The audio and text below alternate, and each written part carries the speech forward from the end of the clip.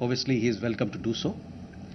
Where India is concerned, our stand was very clear and consistent from the start.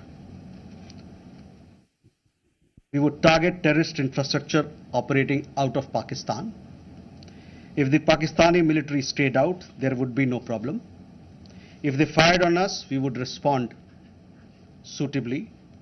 Till the night of 9th May, Pakistan was threatening India with a massive assault. Once their attempt failed on 10th May morning, and they received a devastating Indian counter response, their tune changed, and their DGMO eventually reached out to us. I just referred to the timings, etc., as to when they reached out. In essence, India's position remained the same. Pakistan's position changed on 10th May morning after its air bases were effectively put out of action. All you have to do is to look at who called who to negotiate the terms of the cessation of firing. By the way, we are living in a day and age where you have satellite pictures available commercially. I urge you to look at the satellite pictures of the sites which Pakistan says or claims to have attacked in India. Contrast it with the sites and places which we successfully targeted and destroyed. That will give you a clear answer. Claiming victory is an old habit.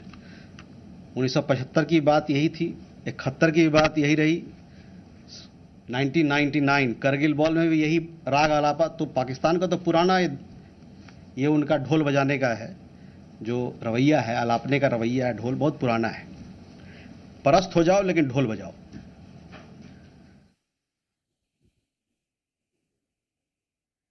Rishabh, you also had a question regarding on that. I think there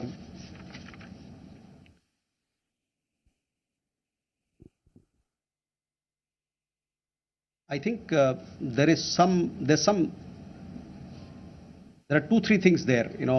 There's talk of we saw some social media post about Egyptian, American aircraft, etc. But those questions are for them to answer, not for us.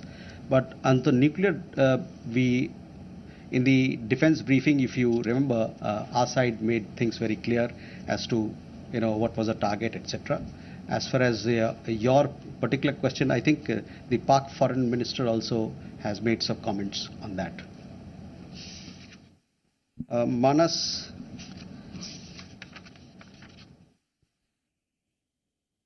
about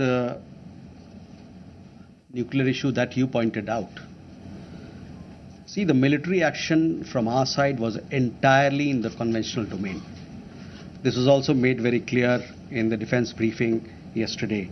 There were some questions also which were asked. There were some reports, however, that Pakistan National Command Authority will meet on 10th May, which we saw, but this was later denied by them. Pakistan FM has himself denied the nuclear angle on record. So, Rishabh, that also answers your question.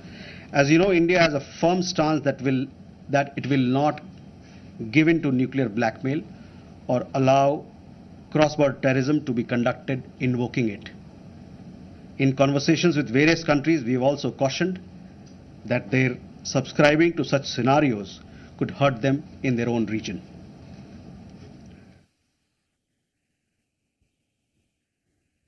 Can we take more questions? Okay.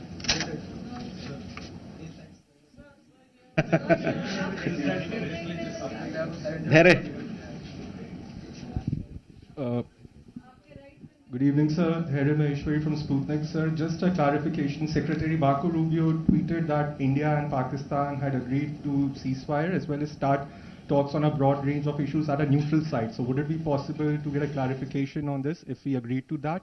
And sir, the second question is about India-US trade talks. India has formally notified the WTO proposing retaliatory tariffs against select US imports over Washington's tariffs on steel and aluminum imports. Would it be possible to get a clarification on this? And does it affect India's negotiating position vis-a-vis the bilateral trade agreement? Thank you. Okay, Smita. Smita Sharma here. I mean, you know, the US State Department actually in the press statement of 10th May, it was in bold and headline that mentioned US brokered ceasefire between India and Pakistan. I'm just trying to understand if New Delhi actually rejected it outrightly, raised it with Washington DC then, that this framing was incorrect, or is it only now that India is making it clear that there was no US role in it? And just a quick question on whether there's any update on PK Sahu.